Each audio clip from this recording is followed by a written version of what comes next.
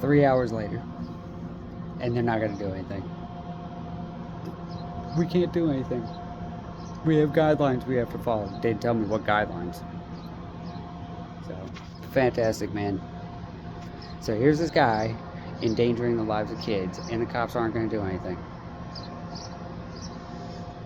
Absolutely ridiculous. Probably not even going to talk to this guy to get his side of the story.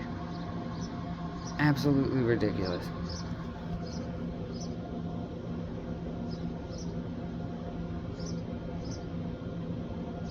Always some kind of excuse. I'm going to leave this running until she gets back, and while she's here, and I'm going to go over everything with her again. And you know what's funny? Here I am pointing out all the bullshit that they do, and she's just making excuses nonstop. So,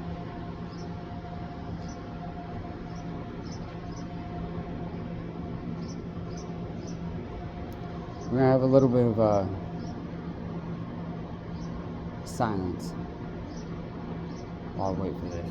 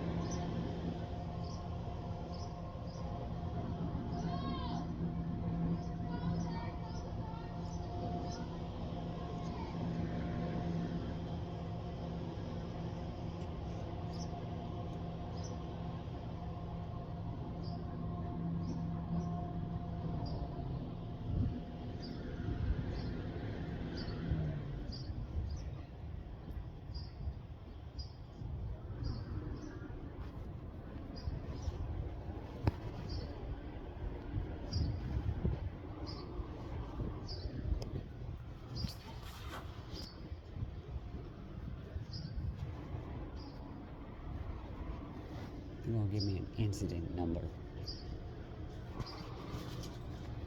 Hey, just a couple of things though. So, at Total Wine and More, there's a manager called Roxanne. She saw this guy driving recklessly through the parking lot. They got cameras. Okay. You know, you can talk to her. Mm-hmm. I mean, this guy wasn't even stopping for speed bumps. You know, I mean, and here's the thing. This is my point, because I was an alcoholic. Mm-hmm. You know, I'm 4 years sober. Well, congratulations on that. I appreciate that. You know, I get what that addiction is like. Mm-hmm. You know, it seems to me that the reason this guy was super frustrated is he wants his alcohol. You know, he's trying to get there and go do whatever. But I look at it like this because I've been there. If that's how you're looking at it, that the alcohol is that important, it's only a matter of time before you're drinking, driving, killing somebody. Yeah. You know, and that's kind of the point. What happens if it is a kid? You know, if he's going to do this in his school zone, what happens when the next time he doesn't stop for the kids, or he doesn't try to avoid them? He just keeps going. I got you. But like I said, I know it's one of those things where it's frustrating, right? Like, unfortunately, when you called, I wasn't even on shift yet. Okay. So, for me, like, I'm getting here, and I'm getting your complaint, right? I'm getting where you're coming from. Unfortunately, like I said, if I don't see it, I can't. My hands get tied at certain parts, right? Like, if But I I don't mean, see it, it's I can't issue a ticket if I didn't see it. If they're speeding and I see it, of course I can stop them, right? But like I said, it has to be done in my presence or view. Okay. okay. So what does that mean? That if he does kill somebody, you can't do anything about it because you didn't see him hit the person? Okay, that's a hypothetical. We can't do these what if things. Okay, because it's gonna come down to when it happens or So, if it happened. so can I ask you a different question then? What's up? You ever heard of Kitty Genovese? Who? Kitty Genovese. No. She was a woman in the 70s living in New York, Mhm. and she was murdered. Okay. Now, depending on your source, as few as 11 people or as many as 37 people. And I'm Mhm. dead serious. This is what the articles say. Mhm. Either saw what happened or saw the body. She was Okay. right outside her apartment. Mhm. Okay? Not a single person did anything. Nobody called the cops. Nobody called to report that there was a corpse just lying in the middle of the hallway. Nothing. This is what breeds that. This kind of thing is what breeds that level of indifference. And I can tell that's where we're headed. And as far as I get it, your hands are tied. But as far as you guys go, for the rest of the people, I mean, look at what happened last year. Okay, we've had 2 at least, or possibly 3. I don't know about the third one, whether it's true or not. But we had at least 2 political assassination attempts on the president. Okay, and people were fucking cheering for that. Now I don't care whether you like the guy or not. Okay, but that's the first time in my life that people were cheering for somebody's death. Luigi Mangione, same thing. 99% of people on social media sitting here supporting what happened. That's the first time in my life.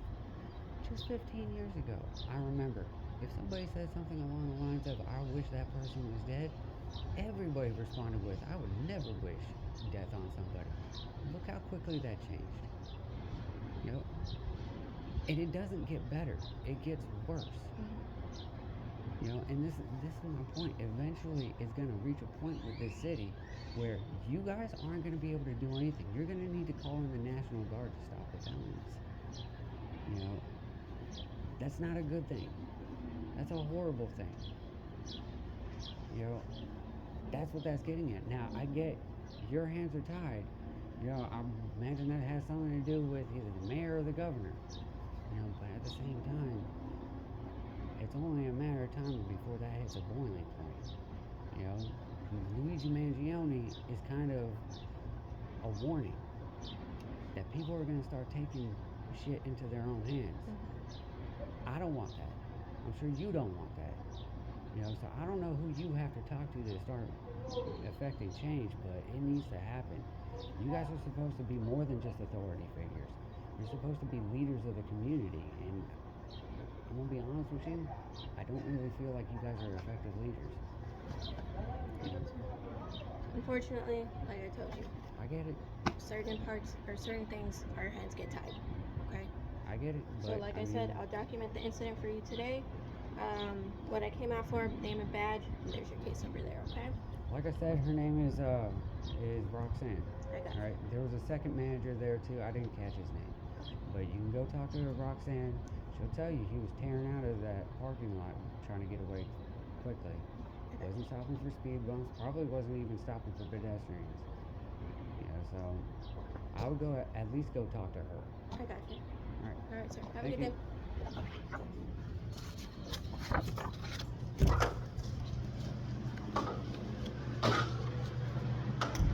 Absolutely fucking useless.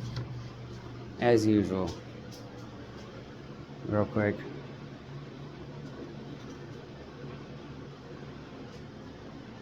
Absolutely fucking useless.